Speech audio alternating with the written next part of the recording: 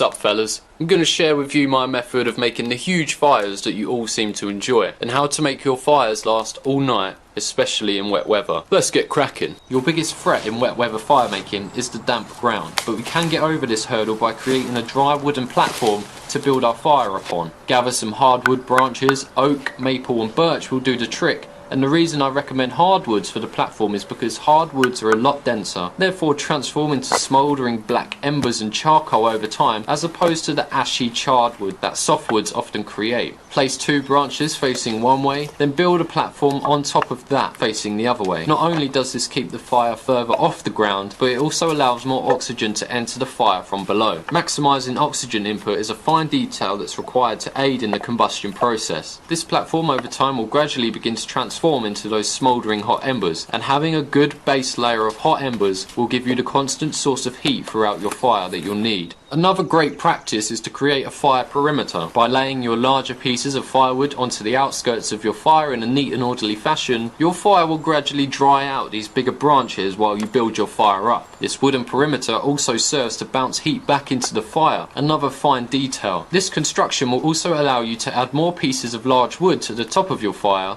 in a neat and orderly fashion, as opposed to the traditional teepee fire build that's often prone to collapsing and smothering your fire. Once your fire is large enough, then these large pieces of firewood that have been exposed to the flame will burn down very quickly, and they'll leave behind more smouldering embers. Remember, smouldering embers are the key to making your fire last all night. Make this the aim of your game.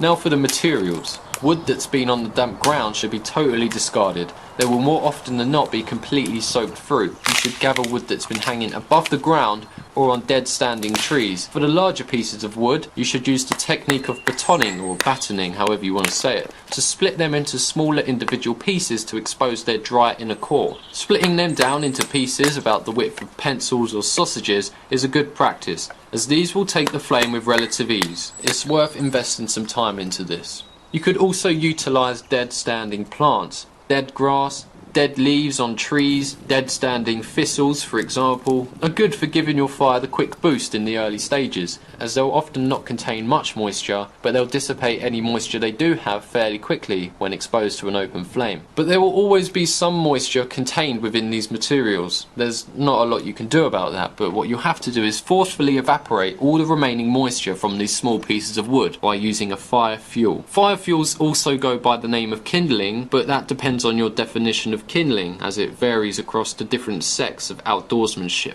A few examples of fire fuel are pine cones, birch bark, pine resin and pine needles. These materials will burn well enough on their own, as they contain their own fuel source in the form of resinous oils. They'll generally burn even when wet, especially birch bark, so by the time they've burnt out, they would have evaporated all the moisture in your small twigs and pieces of wood, and those small twigs and pieces of wood will then be on fire. The fire fuel I'm using in this demonstration is pine resin. A good handful full of pine resin will emit such intense heat and flame that it will often ignite the materials within a matter of seconds. Another handy fire fuel is the fine shavings from the inside of twigs and branches. A big bundle of these fine wood shavings will give your fire the quick boost it needs, especially if birch bark or any other fire fuels aren't available. But a more common method is to use your knife to create fine shavings from the inside of twigs. This practice is referred to as making feather sticks. I like to create a secondary wooden platform out of smaller pieces of wood.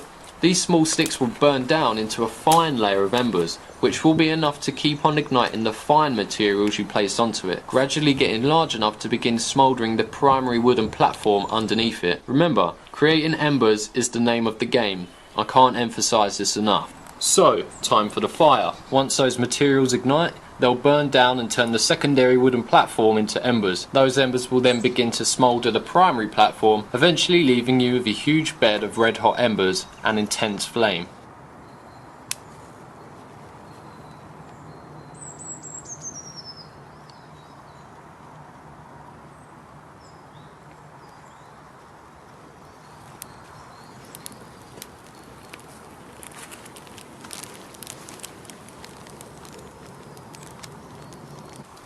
From there, it's just a simple matter of placing more wood onto the fire, gradually increasing the size of the wood as your fire gets larger. The wooden perimeter recreated, as seen here, makes placing more firewood onto the fire much easier. It allows you to expose as much damp wood into the fire as possible, which just makes your life a lot easier. By the time these materials hit the fire, their moisture would have been evaporated, so here you can see the embers starting to form, eventually piercing the primary wooden platform. It's only a matter of time before we have our huge bed of embers. It's usually smooth sailing from here on out.